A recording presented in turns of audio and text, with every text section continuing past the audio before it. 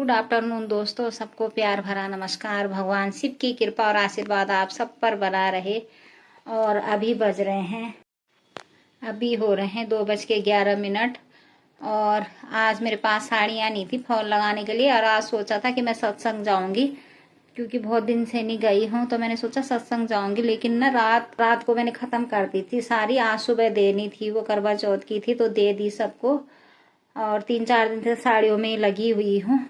तो वो काम का ख़त्म करने के बाद तो मैंने सोचा कि मैं सत्संग में जाऊंगी, पर हिम्मत नहीं हुई मेरी। इतनी नींद आ रही थी, मैंने कहा सो ही जाती हूँ।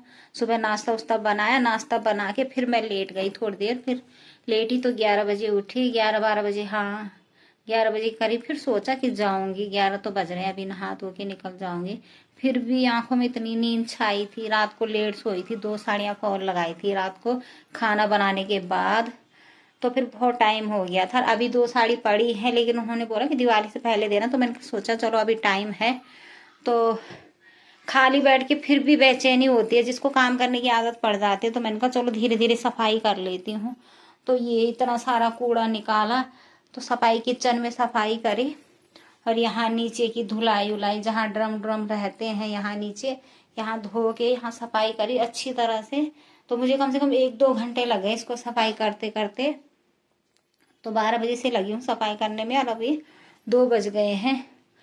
तब जाके ये सफाई थोड़ी सी नीचे नीचे की खत्म हुई। अभी ऊपर रैक में बर्तन बुर्तन डिब्बे डुब्बे तो सब ऐसे ही पड़े हैं। तो मैंने कहा चलो नीचे नीचे का साफ कर लेती हूँ, धीरे धीरे सफाई होती रहेगी। नहीं तो एक ही दिन थकान लग जाती है बहुत ज़्यादा। ये ड्रम ड्रम थे धोने हैं, ये टब है, सारा ये धोने के लिए पड़े हैं बर्तन। और उससे ज़्यादा तो कचड़ा पचड़ा निकल गया। पता नहीं कब कब से रखा हुआ था हमने जमा करके। तो मैंने सोचा चलो आज कुछ काम नहीं है, थोड़ा बहुत 1-2 घंटे ही काम कर लेती हूँ।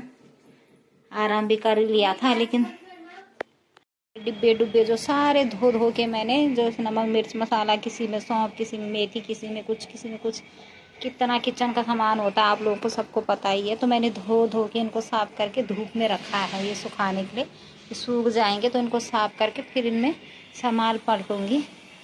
तो तब इनको सुखाने के लिए थोड़ा धूप में रखा है कि पानी निकल भी जाएगा। साफ करके फिर सामान रख लूँगी इनमें।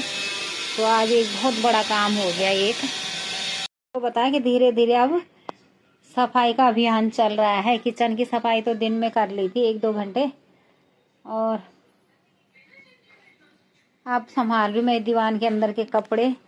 तो जितने भी कपड़े हैं अब गर्मी के, तो उनको साइड में करती हूँ। सर्दी सर्दी के बाहर निकालती हूँ, क्योंकि ढूंढ ढूंढ के अब बच्चे एक एक करके ढूंढेंगे ना, तो सारे कपड़े इधर उधर कर देंगे। तो इससे मैं ही साइड में लगा दूंगी, इससे अच्छा मैं ही साइड में लगा दूंगी। बच्चे अब जैसे ही सर्दी आएगी तो खींच खींच के कपड़े निकालेंगे, सारे कपड़े बिखेर देते हैं इधर उधर। तो मैंने सोचा आज कि सर्दी के अलग और गर्मी के अलग कर देती हूँ। कितना जल्दी समय बीतता पता ही नहीं चलता। अभी गर्मी और अभी अब सर्दी का टाइम आ गया है।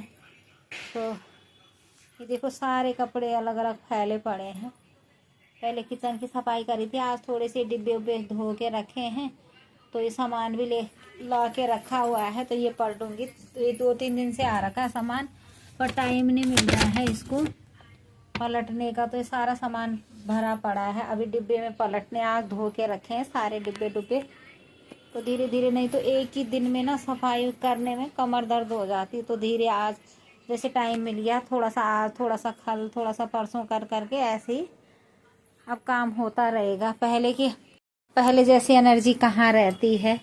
तो उम्र के हिसाब से ना धीरे धीरे फिर आलस, थकान, कमजोरी सब कुछ महसूस होने लगता है। पहले तो पूरे पूरे दिन काम में लगे रहते थे, पता ही नहीं चलता है।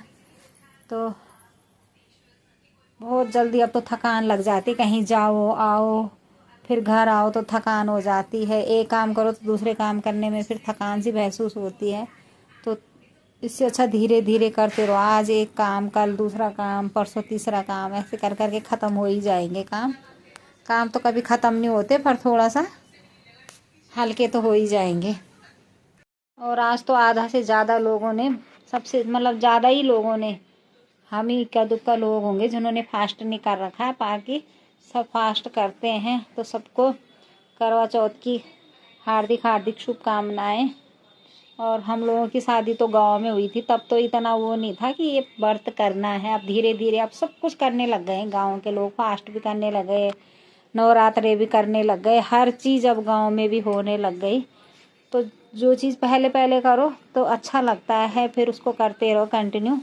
लेकिन हमने कभी किया नहीं, तो अब करने का भी वो नहीं होता फास्ट कि चलो, पहले पहले तो किया नहीं, अब क्या करना। और अब तो हिम्मत भी नहीं होती, बिल्कुल भी नहीं।